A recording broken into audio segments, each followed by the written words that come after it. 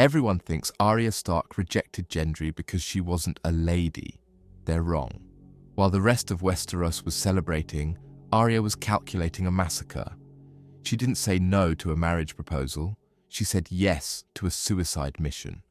Behind that "I'm not a lady" line was a dark, desperate plan to save Jon Snow from the one person nobody dared to touch.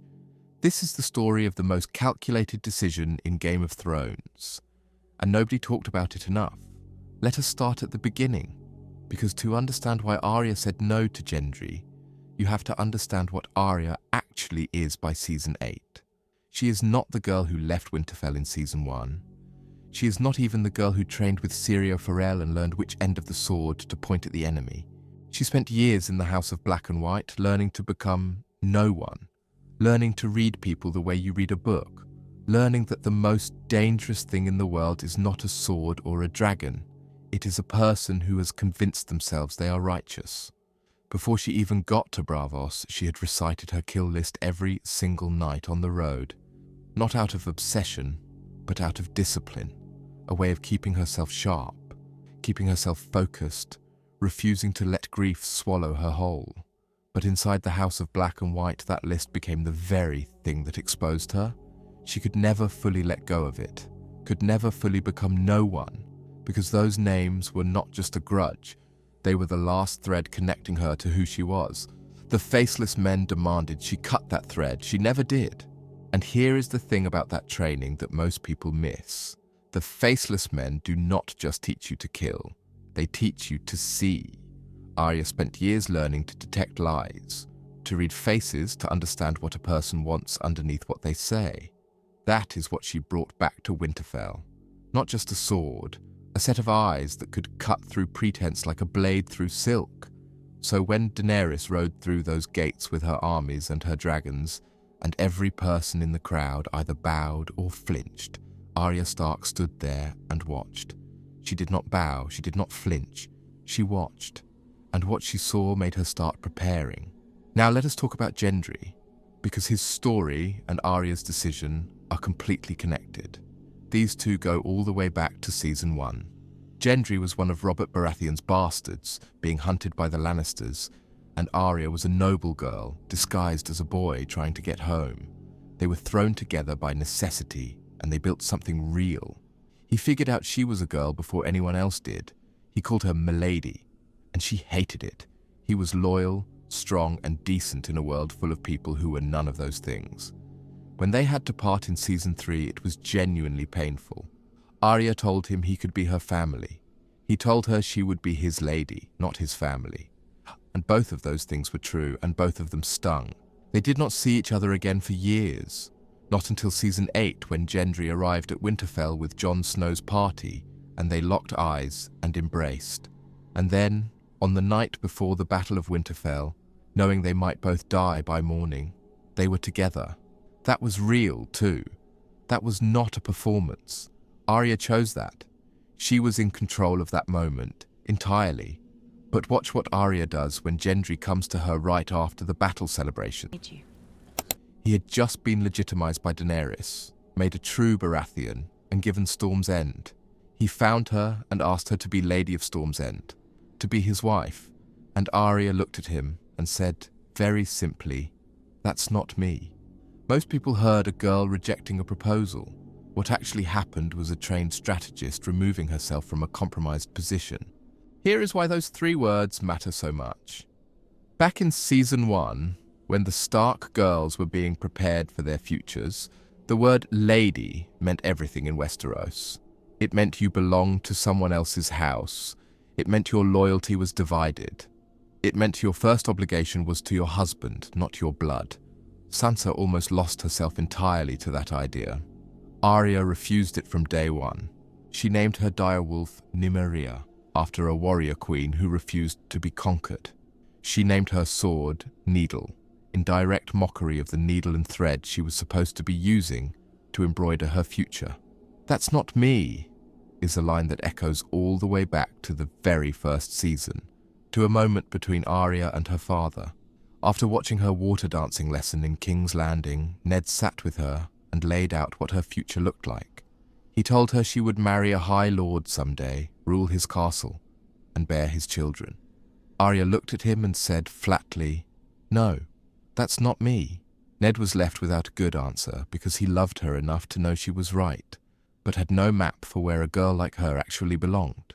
He was right about one thing, though. Her future was not that, just not in any way either of them could have predicted. So when Arya said "that's not me" to Gendry, she was not being cold. She was being clear. She had always been clear about who she was. The tragedy is that she also genuinely cared about Gendry. That is not something she pretended. But caring about someone and building a life with them are two different things, especially when you can see what is coming and nobody else can. Because right at the moment Gendry proposed, Arya was already watching Daenerys, and what she was watching scared her. Think about when Daenerys legitimized Gendry. On the surface it was a generous act, a reward for his service. But step back for 1 second and look at who Gendry was the moment that happened.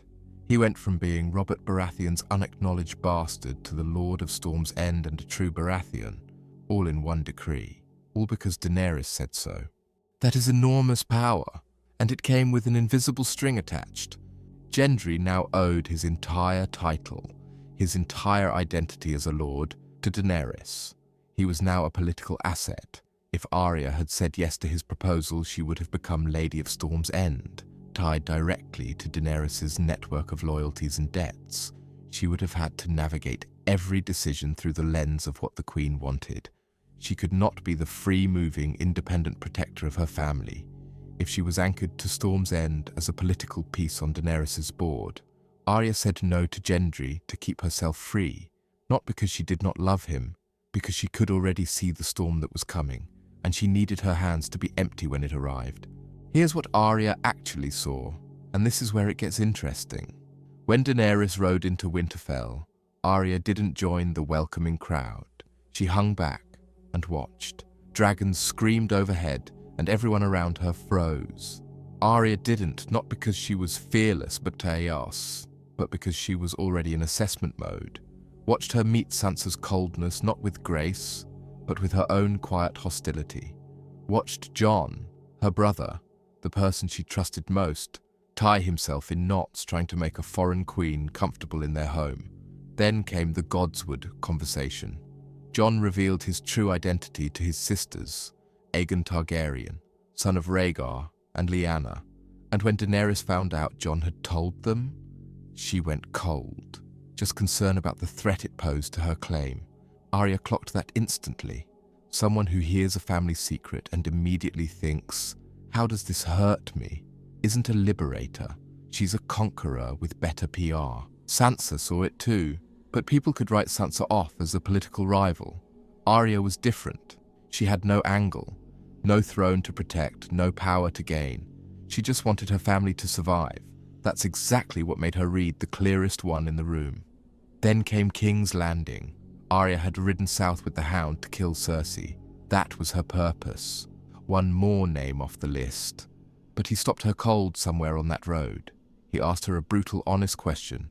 Did she really want to end up like him? A man who had spent his entire life moving from one act of violence to the next, fueled by a grudge, unable to stop, unable to feel anything except when he was killing. He asked if that was the life she wanted. And for the first time in years, Arya hesitated. Because she had come back. She had found her siblings. She had fought for something bigger than her list. She had sat with Jon again. She had seen Sansa actually running things in the north. And somewhere in all of that, she remembered that she was not just an assassin. She was still a Stark. And Starks were supposed to protect each other. So she turned away from Cersei. She decided to live. But then Daenerys made that choice for her anyway. The bells rang in King's Landing, which was the signal for surrender. And Daenerys heard them and burned the city anyway. Thousands of people died. Not enemy soldiers. Civilians, children. People who had nothing to do with Cersei or the Iron Throne. Arya rode into the city on a pale horse, trying to reach safety, but ended up running through those burning streets on foot, trying to help people escape, watching them collapse into ash around her, and she survived. She walked out of that city covered in dust and blood, and she stood outside the gates and watched Daenerys address her armies. This is the moment everything crystallized. Daenerys stood before her soldiers and told them that their liberation was not finished. She talked about breaking the wheel from Winterfell to Dawn. She was not horrified by what she had done.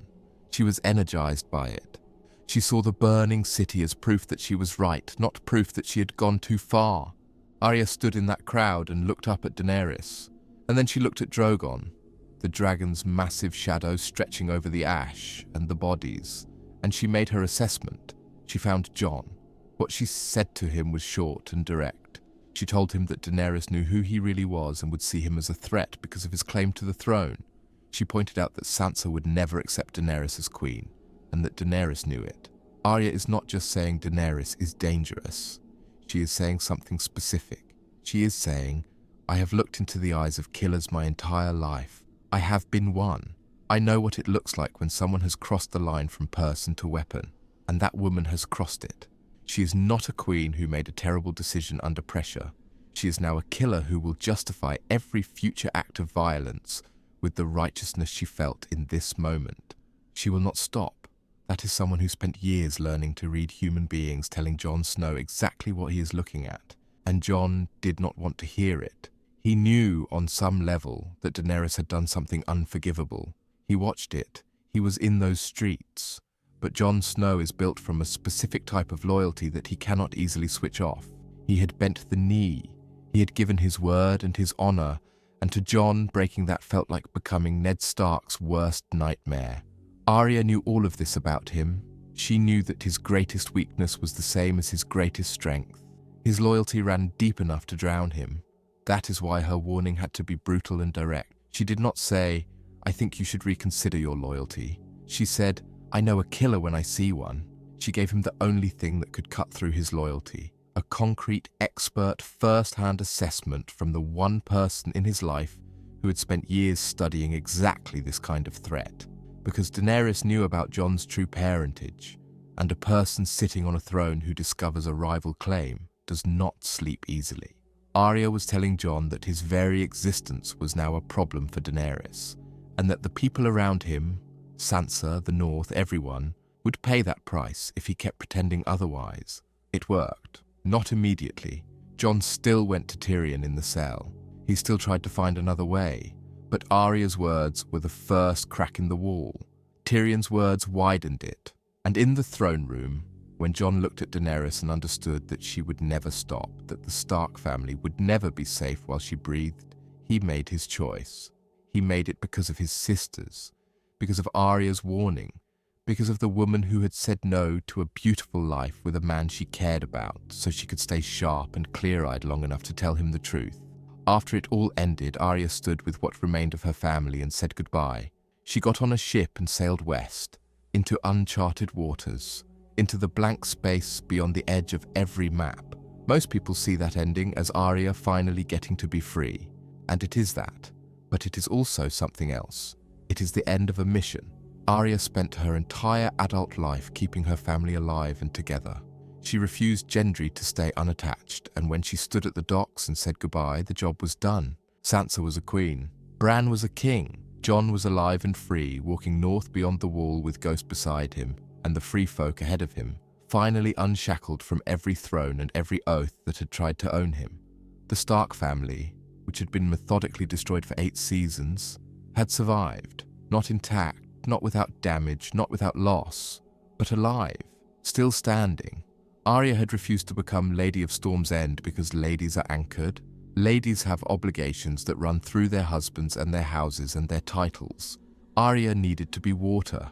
She needed to be able to move anywhere, see everything, and respond to threats before they became disasters.